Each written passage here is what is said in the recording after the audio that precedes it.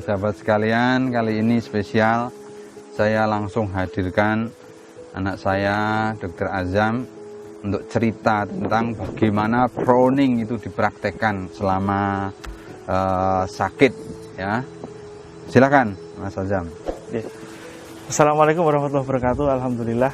Jadi ketika kita mengalami sesak nafas COVID itu sensasinya seperti kita masuk ke dalam kolam renang yang airnya itu segini, kemudian kita sulit bernafas gitu ya. Jadi nafas itu rasanya berat ya gitu.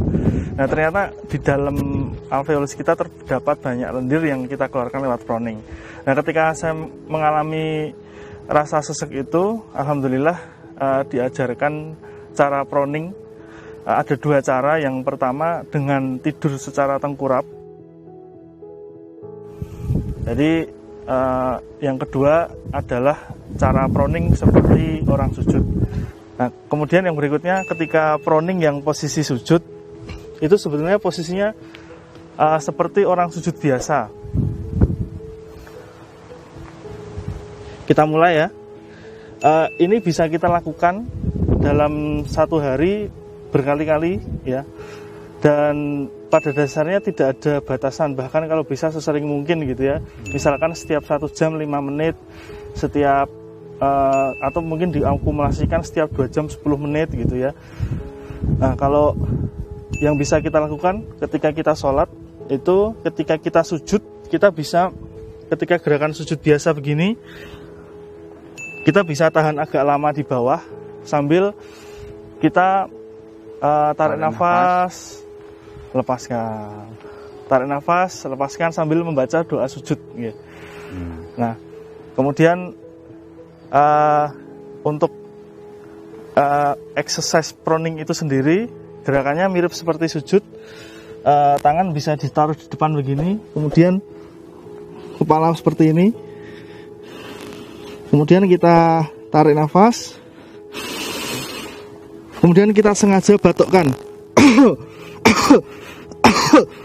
Nanti kita akan batuk hebat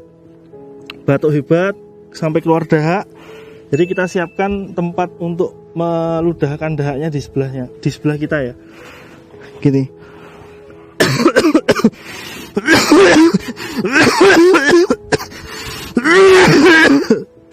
Masya Allah. Kemudian kita ludahkan.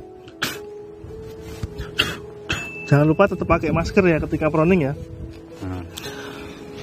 Kemudian lagi kita lakukan seperti ini terus.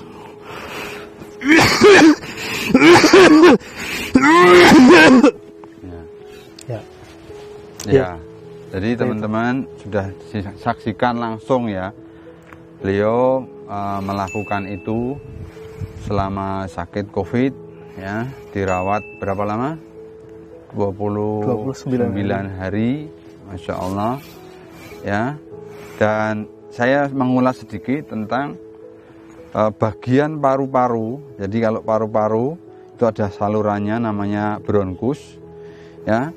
Bronkus itu letaknya lebih depan dan lebih atas.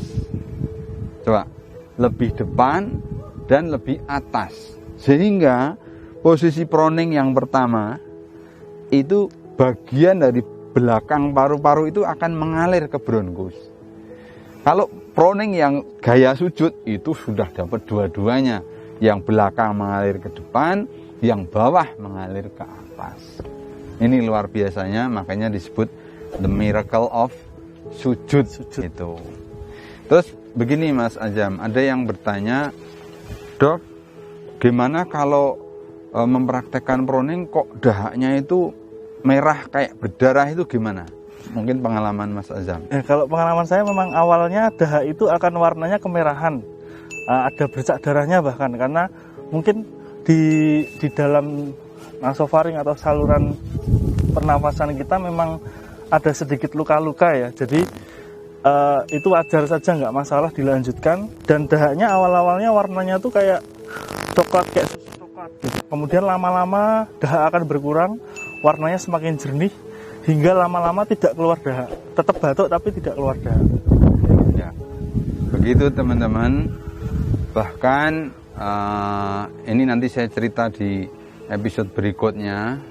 Di Italia itu para dokter melakukan otopsi terhadap korban COVID.